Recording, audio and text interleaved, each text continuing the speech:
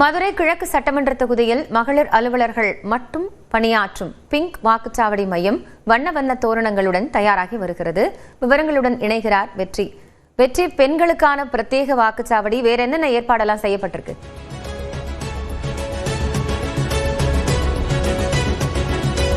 காயத்ரி, இதுவரை தேர்தலை ஜனநாயக திருவிழா அப்படின்னு வெறும் வார்த்தையில சொல்லாம அது எவ்வளவு தூரத்துக்கு திருவிழாவாக அந்த வாக்குச்சாவடி மையங்களை மாற்ற முடியும் அப்படிங்கறதுல தேர்தல் ஆணையம் நிறைய மெனக்கடல்கள் செய்யறாங்க அப்படிங்கறத பார்க்க முடியுது. ஒவ்வொரு வருஷத்துக்கும் நிறைய ஏற்பாடுகள் செய்யறாங்க. இந்த வருஷம் ஒரு குறிப்பிட்ட லோகோ ஒன்று அறிமுகப்படுத்தினாங்க. ஒவ்வொரு மாவட்டத்துக்கும் மதுரை மாவட்டத்துக்கு அறிமுகப்படுத்தின லோகோ தான் அந்த ஒரு குட்டி பொண்ணு கையில அந்த பேலட் பாக்ஸோட நிக்கிற மாதிரி, அதுக்கு பேரு சபாநாயகின்னு அந்த லோகோவுக்கு பேரு. அப்படி வச்சுதான் மதுரையில முழுக்க தேர்தல் விழிப்புணர்வு சார்ந்த பிரச்சாரங்களை முன்னெடுத்தது.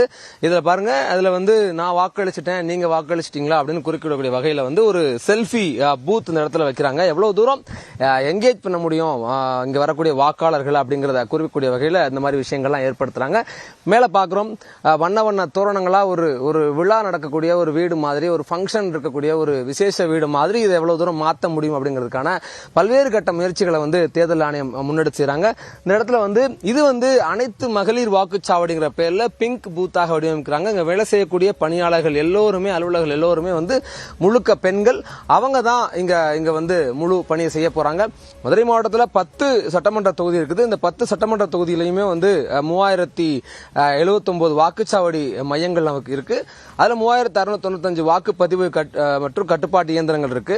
4001 வாக்காளர்கள் சரிபார்க்கக்கூடிய தணிக்கை இயந்திரம் இருக்கு, விவிபேட். இந்த பணிகள்ல 14780, சராசரியாக 15000 வாக்குச்சாவடி அலுவலர்கள் பணியில் இருக்கிறாங்க. ஒரு 335 வாக்குச்சாவடிகள் பதற்றமான வாக்குச்சாவடிகளா இருக்கு. 408 பார்வையாளர்கள் கவனிக்கிறாங்க. மொத்தமாக 25 லட்சம் பேர், 24,96,000 பேர் அப்படின்னா கூட 26 லட்சம் பேர் மதுரையில வாக்காளர்களாக தகுதி பெற்றிருக்காங்க. அவங்க வாக்களிக்க போறாங்க. 129 வேட்பாளர்கள் களம் காண்றாங்க 10 தொகுதியில மட்டும். பாருங்க, வர்றவங்க இந்த இடத்துல கொஞ்சம் சோர்வு இல்லாம அமர்ந்து நின்று வாக்களிக்கணும். வாக்குச்சாவடி மையத்துக்குள்ள வர்றவங்க அப்படி அமர்ந்து சோர்வு வாக்களிக்க அவங்களுக்கு இருக்கைகள் அமைச்சிருக்காங்க. அந்த பக்கம் அவர்களுக்கான குடிநீர் வசதிகள் ஏற்பாடு பண்ணியிருக்காங்க. முழுக்க வண்ண தோரணங்களால இந்த இடம் அலங்கரிக்கப்பட்டு ஒரு வீடினுடைய விசேஷ வீடினுடைய மாதிரி நம்ம ஏற்கனவே குறிப்பிட்ட அந்த மாதிரியாக இந்த இடங்கள்லாம் வடிவமைக்கப்பட்டிருக்குது.